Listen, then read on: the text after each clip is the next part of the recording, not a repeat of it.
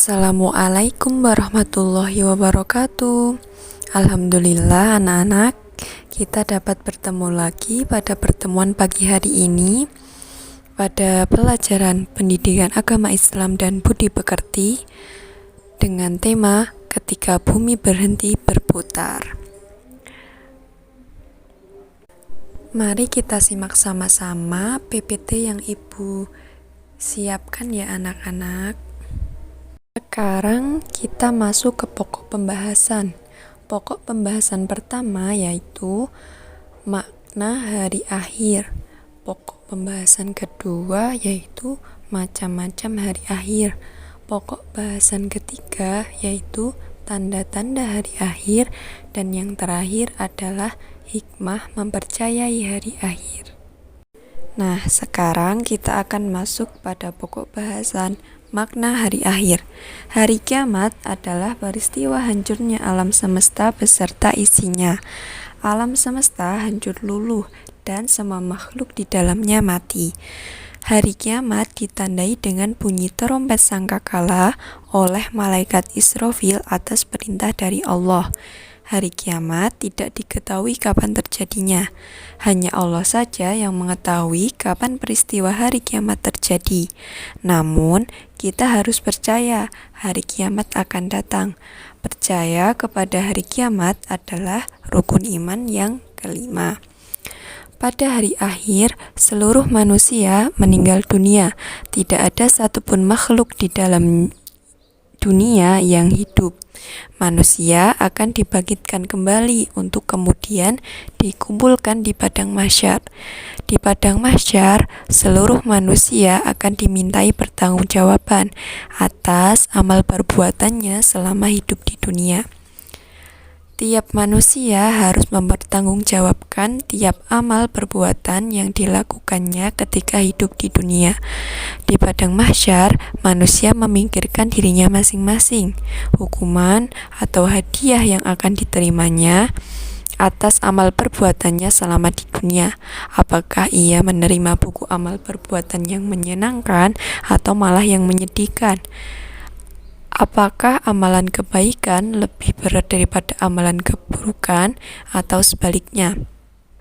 Jika amalan kebaikan lebih banyak, surga telah menantinya. Namun, jika amalan keburukan lebih banyak, nerakalah yang menantinya.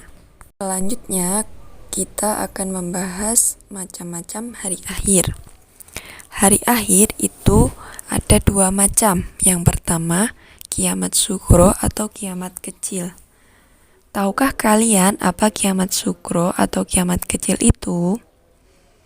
Kiamat sugro ialah hancurnya alam di sekitar kita, misalnya gunung meletus, gempa bumi, tsunami, air bah, atau banjir bandang.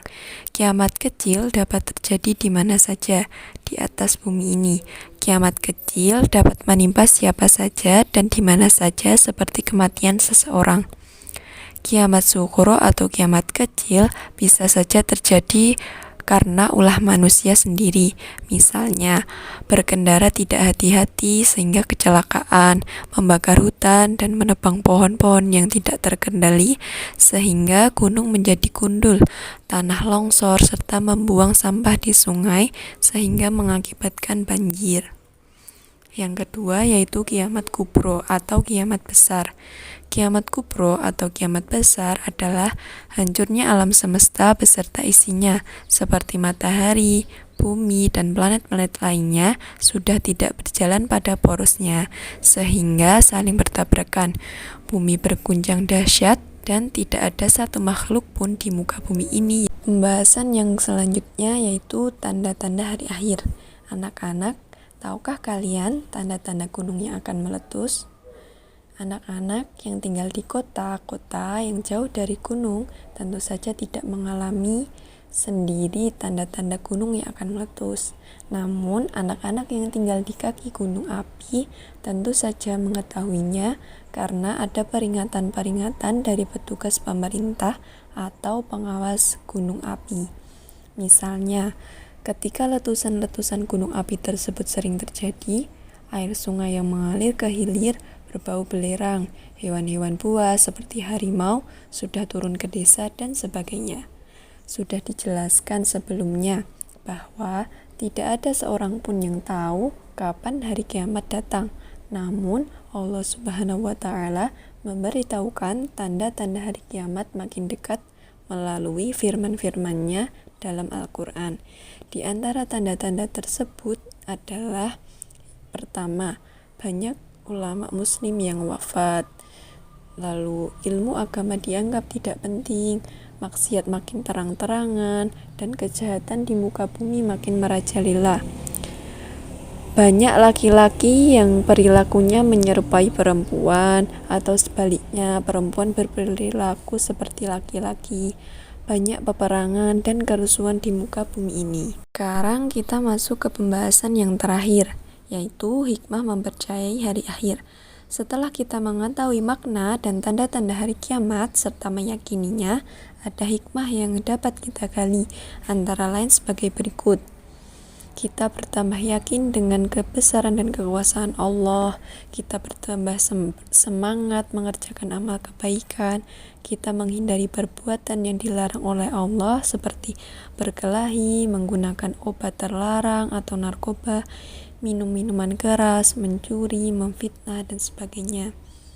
Bersikap jujur, disiplin, dan bertanggung jawab dalam melakukan pekerjaan. Selalu waspada dan menjaga lingkungan sekitar rumah atau sekolah. Tidak menunda-nunda melakukan amal kebaikan seperti melakukan sholat 5 waktu, mengerjakan PR, dan sebagainya. Sekian pembahasan kita pada pagi hari ini.